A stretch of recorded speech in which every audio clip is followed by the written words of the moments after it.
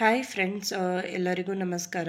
ಇಂದಿನ ವಿಡಿಯೋದಲ್ಲಿ ನಾನು ಗುರುವಾರ ಅಂದರೆ ಜೂನ್ 13ರಂದು ನಡೆದಿರುವಂತಹ ಸಚಿವ ಸಂಪುಟ ಸಭೆಯಲ್ಲಿ ಸಿದ್ದರಾಮಯ್ಯ ಅವರು ರಾಜ್ಯ ಸರ್ಕಾರಿ ನೌಕರರ 7ನೇ ವೇತನ ಆಯೋಗದ ಬಗ್ಗೆ ಏನು ತೀರ್ಮಾನ ಕೈಗೊಂಡ್ರು ಅನ್ನೋದನ್ನು ತಿಳಿಸ್ಕೊಡಲಿದ್ದೇನೆ. ಹಾಗಾಗಿ ನನ್ನ ಈ ವಿಡಿಯೋವನ್ನು ಪೂರ್ತಿಯಾಗಿ ನೋಡಿ ಮತ್ತು ನಿಮ್ಮ ಕೊಲೀಗ್ಸಿಗೆ ಕೂಡ ಈ ಇನ್ಫಾರ್ಮೇಷನನ್ನು ಶೇರ್ ಮಾಡಿ. ಮತ್ತು ಯಾರ್ಯಾರು ಇನ್ನೂ ಚಾನಲ್ಗೆ ಸಬ್ಸ್ಕ್ರೈಬ್ ಮಾಡ್ಕೊಂಡಿಲ್ವೋ ಅವರು ಉಚಿತವಾಗಿ ಸಬ್ಸ್ಕ್ರೈಬ್ ಮಾಡಿಕೊಂಡು ಬೆಲ್ ಅನ್ನು ಕ್ಲಿಕ್ ಮಾಡಿ. ಬೆಲ್ ನೋಟಿಫಿಕೇಷನನ್ನು ಕ್ಲಿಕ್ ಮಾಡಿದ ತಕ್ಷಣ ನಿಮಗೆ ನಾನು ಹೊಸ ವಿಡಿಯೋ ಅಪ್ಲೋಡ್ ಮಾಡಿದ ತಕ್ಷಣ ಇಮಿಡಿಯೇಟಾಗಿ ಗೊತ್ತಾಗುತ್ತೆ, ಹಾಗೂ ಎಲ್ಲ ಅಪ್ಡೇಟ್ಗಳು ಇಮಿಡಿಯೇಟಾಗಿ ಸಿಗುತ್ತೆ. ಸೊ ಆಲ್ರೆಡಿ ನಿಮಗೆಲ್ಲರಿಗೂ ತಿಳಿದಿದೆ, ಮಾರ್ಚ್ 16ರಂದೇ ರಾಜ್ಯ ಸರ್ಕಾರಿ ನೌಕರರ ಸಂಘದ ಅಧ್ಯಕ್ಷರಾದ ಷಡಕ್ಷರಿ ಅವರು 7ನೇ ವೇತನ ಆಯೋಗದ ಅಧ್ಯಕ್ಷರಾದ ಸುಧಾಕರ್ ರಾವ್ ಅವರಿಂದ ವರದಿಯನ್ನು ಪಡೆದುಕೊಂಡು ಮುಖ್ಯಮಂತ್ರಿ ಅವರಿಗೆ ನೀಡಿದ್ರು. ಸೊ ಆದರೆ ಅವತ್ತಿಂದನೇ ಚುನಾವಣಾ ಸಂಹಿತೆ ಜಾರಿಯಾಗಿದ್ದರಿಂದ ಯಾವುದೇ ಅದನ್ನು ಅಂಗೀಕಾರ ಮಾಡಿ ಅದನ್ನು ಜಾರಿಗೊಳಿಸಲಿಕ್ಕೆ ಆಗಿರಲಿಲ್ಲ. ಹಾಗಾಗಿ ಅದನ್ನು ಮುಖ್ಯಮಂತ್ರಿಯವರು ಆರ್ಥಿಕ ಇಲಾಖೆಗೆ ವರದಿಯನ್ನು ಕೊಟ್ಟು ಅದರಲ್ಲಿ ಯಾವುದನ್ನು ಅಂಗೀಕರಿಸಬೇಕು ಅಂತ ತಿಳಿಸಿ ಅಂತ ಹೇಳಿದರು. ಯಾಕಂದರೆ ಶಿಫಾರಸ್ಗಳು ತುಂಬ ಇದ್ದದ್ದು, ಎಲ್ಲದನ್ನು ಅಂಗೀಕಾರ ಮಾಡೋಕ್ಕಾಗೋದಿಲ್ಲ. ಯಾವ್ದು ಇಂಪಾರ್ಟೆಂಟ್ ಇರುತ್ತೋ ಅದನ್ನು ಅಂಗೀಕರಿಸಿ ಅಂತ ತಿಳಿಸಿದ್ರು. ಹಾಗೆ ಆವಾಗ ಆರ್ಥಿಕ ಇಲಾಖೆಯವರು 2 ಸಲ ಮತ್ತೆ ವರದಿಯನ್ನು ಕೊಟ್ಟರು. ಮೊದಲನೇ ಸಲ ಒಂದು ಪಟ್ಟಿಯನ್ನು ಬಿಡುಗಡೆ ಮಾಡಿದ್ರು, ಯಾವುದೆಲ್ಲ ಪಾಯಿಂಟ್ಸನ್ನು ಅವರು ಅಂಗೀಕಾರ ಮಾಡಿದ್ದಾರೆ ಅಂತ. ಆಮೇಲೆ ಇನ್ನೊಂದು ಪಟ್ಟಿಯನ್ನು ರೀಸೆಂಟಾಗಿ ಬಿಡುಗಡೆ ಮಾಡಿದರು ಜೂನಲ್ಲಿ, ಚುನಾವಣೆ ನಡೆದ ನಂತರ ಯಾವುದೆಲ್ಲ ಅಂಶಗಳು ಚೇಂಜ್ ಆಗಿದೆ ಅಂತ ಹೇಳಿ. ಸೊ ಆ ಎಲ್ಲ ವಿಷಯಗಳ ಬಗ್ಗೆ ನನ್ನ ಚಾನಲ್ನ ನಾನು ಆಲ್ರೆಡಿ ವಿಡಿಯೋನ ಅಪ್ಲೋಡ್ ಮಾಡಿದ್ದೀನಿ. ಸೊ ನೀವೇನಾದರೂ ನೋಡಿಲ್ಲ ಅಂದರೆ ಗೌರ್ಮೆಂಟ್ ಎಂಪ್ಲಾಯೀಸ್ ಅಂತ ಪ್ಲೇಲಿಸ್ಟ್ಗೆ ಹೋದರೆ ನಿಮ್ಗೆ ಇದುವರೆಗೆ ಯಾವ ಅಂಶಗಳಿಗೆ ಅಂಗೀಕಾರ ಆಗಿದೆ, ಮತ್ತು ಈ 7ನೇ ವೇತನ ಆಯೋಗ ಜಾರಿ ಆದ ತಕ್ಷಣ ನಿಮ್ಮ ಸ್ಯಾಲ್ರಿ ಮತ್ತು ಪೆನ್ಷನ್ ಎಷ್ಟು ಜಾಸ್ತಿ ಆಗುತ್ತೆ, ಈ ಎಲ್ಲ ವಿಷಯಗಳು ನಿಮಗೆ ಈ ನನ್ನ ಚಾನಲ್ನಲ್ಲಿ ಆಲ್ರೆಡಿ ಅಪ್ಲೋಡ್ ಮಾಡಿದ್ದೀನಿ. ಹೇಗೆ ಕ್ಯಾಲ್ಕುಲೇಟ್ ಮಾಡಬೇಕು, ನಿಮ್ಮ ಪೆನ್ಷನನ್ನು ಎಷ್ಟು ಜಾಸ್ತಿ ಆಗುತ್ತೆ ಅಂತ ಹೇಗೆ ಕ್ಯಾಲ್ಕುಲೇಟ್ ಮಾಡಬೇಕು, ಮತ್ತು ನಿಮ್ಮ ಸ್ಯಾಲ್ರಿ ಎಷ್ಟಾಗುತ್ತೆ ಅಂತ ಹೇಗೆ ಕ್ಯಾಲ್ಕುಲೇಟ್ ಮಾಡಬೇಕು ಅನ್ನೋ ವಿಡಿಯೋಗಳನ್ನು ನಾನು ನನ್ನ ಚಾನಲ್ನಲ್ಲಿ ಆಲ್ರೆಡಿ ಹಾಕಿದ್ದೀನಿ. ಹಾಗಾಗಿ ನಾನು ಅದನ್ನು ಮತ್ತೆ ರಿಪೀಟ್ ಮಾಡೋಕ್ಕೆ ಹೋಗಲ್ಲ. ಆ ವಿಡಿಯೋಗಳನ್ನು ನೋಡಿ ನೀವು ತಿಳ್ಕೊಳ್ಬೋದು. ಹಲವಾರು ಜನ ಕಮೆಂಟ್ ಮಾಡಿ ಕೇಳ್ತಿದ್ರಿ 17% ಇಂಟರಿಮ್ ಇದೆಯಲ್ಲ ಅದು ಏನಾಗುತ್ತೆ ಅಂತ. ಸೊ 17% ಇಂಟರಿಮ್ ಇರೋದು ನಿಮಗೇನು 27.5 ಫಿಟ್ಮೆಂಟ್ ಅಂತ ಹೇಳಿದಾರಲ್ವ, ಅದರಲ್ಲೇ ಇನ್ಕ್ಲೂಡ್ ಆಗಿರುತ್ತೆ, ಅದೇನು ಸಪ್ರೇಟಾಗಿ ಸಿಗೋದಿಲ್ಲ. ಸೊ ಅದರಲ್ಲೇ ಇನ್ಕ್ಲೂಡ್ ಆಗಿ ಬರುತ್ತೆ. ಇನ್ನು ಹಲವಾರು ಜನ ಪೆನ್ಷನರ್ಸ್ ಕಮೆಂಟ್ ಮಾಡಿದ್ರಿ, ನಾವು 75 ಇಯರ್ಸಿಂದ ಮೇಲೆ ಇದ್ದೇವೆ, ಹಾಗಾಗಿ 10% ಹೇಗೆ ಸಿಗುತ್ತೆ ಅಂತ. ಸೊ ಆ 10% ಅನ್ನೋದು ನಿಮ್ಮ ಬೇಸಿಕ್ ಪೇ ಅಂದರೂ ಎಷ್ಟಾಗುತ್ತೆ. ಬೇಸಿಕ್ ಅಂದರೆ ನೀವು ರಿಟೈರ್ ಆಗ್ತಾ ನಿಮ್ಮ ಸ್ಯಾಲ್ರಿ ಎಷ್ಟಿರುತ್ತೋ ಅದರ 50% ನಿಮ್ಮ ಬೇಸಿಕ್ ಪೆನ್ಷನ್ ಬೇಸಿಕ್ ಪೇ ಆಗುತ್ತೆ. ಆ ಬೇಸಿಕ್ ಪೇ ಮೇಲೆ ನಿಮಗೆ 10% ಸಿಗುತ್ತೆ, ನೀವು 75 ಇಯರ್ಸ್ಗಿಂತ ಹೆಚ್ಚಾಗಿದ್ದರೆ. ಇಲ್ಲ ನೀವು ಬರೀ ಇದು ಇವಾಗ 75 ಇಯರ್ಸ್ ಆಗಿಲ್ಲ ಅಂತ ಅನ್ನೋರಿಗೆ ಎಷ್ಟು ಲಾಸ್ಟ್ ಸ್ಯಾಲ್ರಿ ಎಷ್ಟಿರುತ್ತೋ ಅದರ ಹಾಫ್ ಇರುತ್ತಲ್ವ, ಅಷ್ಟೇ ನಿಮ್ಮ ಬೇಸಿಕ್ ಪೇ ಆಗಿರುತ್ತೆ, ಅದೇ ಸಿಗೋದು, ಅದೇ ಪೆನ್ಷನ್ ಆಗಿ ಸಿಗುತ್ತೆ.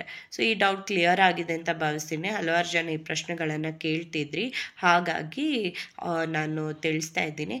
ಮತ್ತು ಇನ್ನೂ ಕೆಲವರು ಅರ್ಜಿ ಸಲ್ಲಿಸೋದ್ರ ಬಗ್ಗೆ ಎಲ್ಲ ತಿಳಿಸಿದ್ರಿ, ಪೆನ್ಷನ್ ತಗೊಳ್ಳೋದಕ್ಕೆ. ಮತ್ತು ಇನ್ನೂ ಕೆಲವುದು ಅದಕ್ಕೆ ಸಂಬಂಧಪಟ್ಟಂಥ ಪೆನ್ಷನರ್ಸ್ಗೆ ಸಂಬಂಧಪಟ್ಟ ಅರ್ಜಿಗಳನ್ನು ಸಲ್ಲಿಸ್ಬೋದಾ, 7ನೇ ವೇತನ ಆಯೋಗದ ಜಾರಿ ಕಾಯಬೇಕು ನಾವು ಅಂತ. ಸೊ ಹಾಗೇನಿಲ್ಲ, ಏನೇನು ಅರ್ಜಿಗಳನ್ನು ನೀವು ಸಲ್ಲಿಸ್ಬೋದೋ ಅದನ್ನೆಲ್ಲ ನಿಮ್ಮ ಡಿಪಾರ್ಟ್ಮೆಂಟಿಗೆ ಹೋಗಿ ನೀವು ಈಗಲೇ ಸಲ್ಲಿಸ್ಬೋದಾಗಿದೆ, ಪೆನ್ಷನಿಗೆ ಸಂಬಂಧಪಟ್ಟಂತಹ ಅರ್ಜಿಗಳನ್ನು. ಅದಕ್ಕೆ 7ನೇ ವೇತನ ಆಯೋಗದ ಜಾರಿಗೋಸ್ಕರ ಅದನ್ನು ಏನು ಕಾಯ್ದಿರಿಸಲಾಗಲ್ಲ. 7ನೇ ವೇತನ ಆಯೋಗ ಜಾರಿ ಆದ ತಕ್ಷಣ ನಿಮಗೆ ಪೆನ್ಷನ್ ಬರೋದು ಅದು ಜಾಸ್ತಿ ಆಗುತ್ತೆ ಅಷ್ಟೇ, ಹೊಸ ಕ್ಯಾಲ್ಕುಲೇಷನ್ ಪ್ರಕಾರ. ಮತ್ತು ಬೇರೆ ಯಾವುದೇ ವಿಷಯಗಳಲ್ಲೂ ಚೇಂಜಸ್ ಆಗಲ್ಲ. ಆದರೆ ಸ್ಯಾಲ್ರಿ ಇರೋರಿಗೆ ಸ್ಯಾಲ್ರಿನೂ ಹೈಕ್ ಆಗುತ್ತೆ, DA ಹೈಕ್ ಆಗುತ್ತೆ, ಮತ್ತು ಕೆಲವು ಭತ್ಯೆಗಳನ್ನು ನಾನು ಆಲ್ರೆಡಿ ಈಗ ತಿಳಿಸಿದ್ದೀನಿ, ಮಕ್ಕಳ ವಿದ್ಯಾಭ್ಯಾಸ ಭತ್ಯೆ ಅಂತೆಲ್ಲ, ಅದೆಲ್ಲ ಜಾಸ್ತಿ ಆಗುತ್ತೆ. ಸೊ ಅದು ಯಾವ ಭತ್ಯೆಗಳಲ್ಲಿ ಹೆಚ್ಚಳ ಆಗುತ್ತೆ ಅನ್ನೋದನ್ನು ಕೂಡ ನನ್ನ ಚಾನಲಲ್ಲೇ ವಿಡಿಯೋಸನ್ನು ಅಪ್ಲೋಡ್ ಮಾಡಿದ್ದೀನಿ. ಸೊ ಪದೇ ಸೇಮ್ ಅದೇ ವಿಷಯನ ಹೇಳಿ ನಿಮಗೆ ಬೋರ್ ಮಾಡಲ್ಲ ನಾನು. ನನ್ನ ಚಾನಲ್ನಲ್ಲಿ ನಾನು ಹೇಳ್ದಂಗೆ ಗೌರ್ಮೆಂಟ್ ಎಂಪ್ಲಾಯೀಸ್ ಪ್ಲೇಲಿಸ್ಟು ಅಂತ ಹೋದರೆ ನಿಮ್ಗೆ ಯಾವ ಬಗ್ಗೆ ಡೌಟ್ಸ್ ಇದೆಯೋ ಅದನ್ನ ಆಲ್ಮೋಸ್ಟ್ ಎಲ್ಲ ವಿಷಯಗಳನ್ನು ನಾನು ಕವರ್ ಮಾಡಿ ವೀಡಿಯೋಸನ್ನು ಮಾಡಿದ್ದೀನಿ.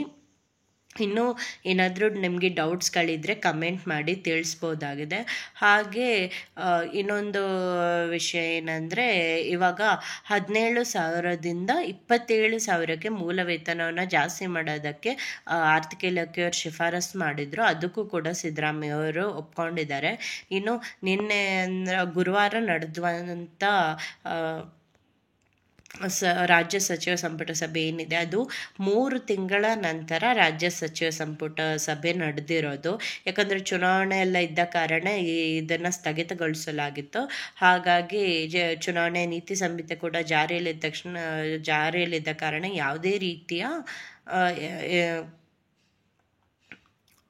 ರೀತಿಯ ಯೋಜನೆಗಳಿಗೆ ಅಂಗೀಕಾರ ಕೊಟ್ಟಿರಲಿಲ್ಲ. ಇವಾಗನೂ ಚುನಾವಣಾ ನೀತಿ ಸಂಹಿತೆ, ಲೋಕಸಭೆ ಚುನಾವಣಾ ನೀತಿ ಸಂಹಿತೆಯನ್ನು ಹಿಂಪಡೆದಿದ್ದಾರೆ.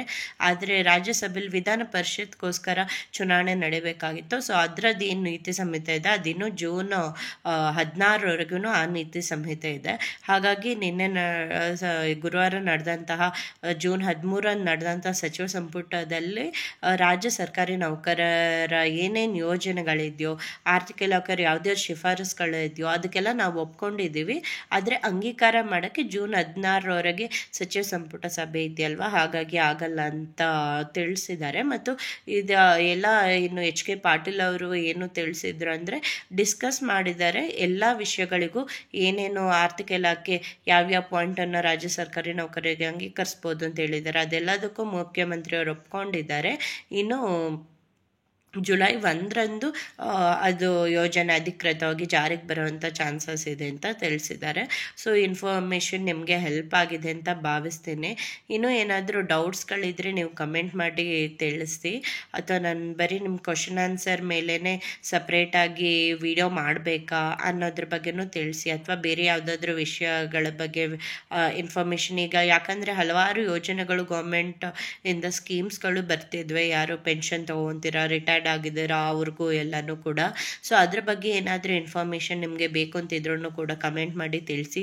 ಹಲವಾರು ಯೋಜನೆಗಳಿದ್ದಾವೆ, ಯಾರಾದರೂ ಇಂಟ್ರೆಸ್ಟೆಡ್ ಇದ್ದರೆ ನಾನು ಅದ್ರ ಮೇಲೆ ಕೂಡ ಡೀಟೇಲ್ ಆಗಿ ವಿಡಿಯೋನ ಮಾಡಿ ತಿಳಿಸ್ತೀನಿ.